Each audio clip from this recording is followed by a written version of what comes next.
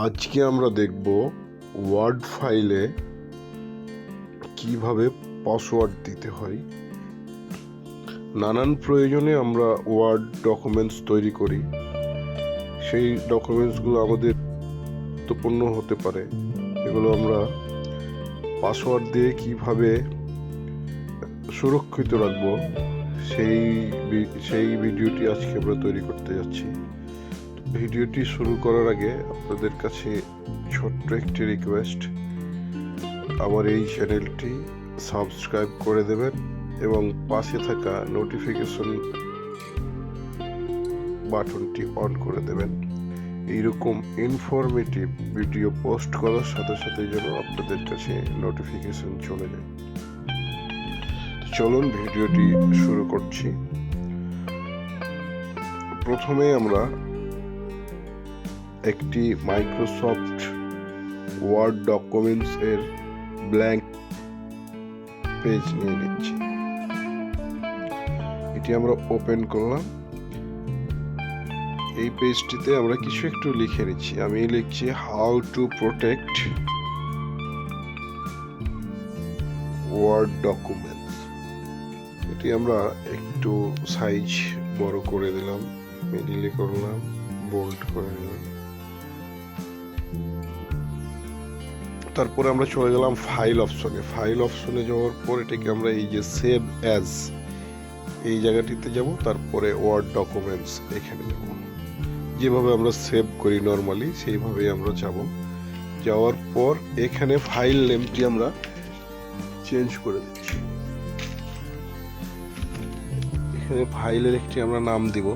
আমি এখানে প্রোটেক্ট এই নামটি দিলাম। তারপরে এই যে সেভ লেখা আছে তার বাম পাশে দেখতে পাবেন টুলস। এই টুলসের অপশানে যে আপনি দেখবেন জেনারেল অপশন, সেখানে যাওয়ার পর আমরা দেখতে পাবো file encryption option for this document. তার নিচে আপনি দেখতে পাবেন পাসওয়ার্ড টু ওপেন। এই জায়গাতে আমরা 4 সংখ্যার একটি পাসওয়ার্ড দিব।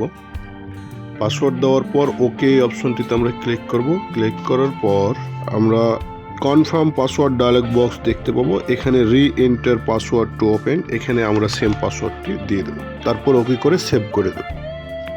এটি আমরা এখন ক্লোজ করে দিলাম। এখন আমরা দেখে নিচ্ছি আমাদের কাজটি হয়েছে কিনা। এখন ওই উক্ত ফাইলটি আমরা ওপেন করলাম। এই যে প্রিয় দর্শক দেখতে পাচ্ছেন, এখন আমাদের ডকুমেন্টসটিতে পাসওয়ার্ড চাইছে। আমি আমাদের দেওয়া পাসওয়ার্ডটি দিয়ে ওকে করলাম।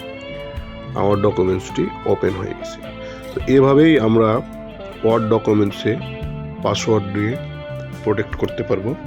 আমাদের গুরুত্বপূর্ণ ফাইলগুলো আমরা সংরক্ষিত রাখতে পারবো। প্রিয় দর্শক, এবার আমরা দেখব সেই পাসওয়ার্ডটাকে রিমুভ কিভাবে করব।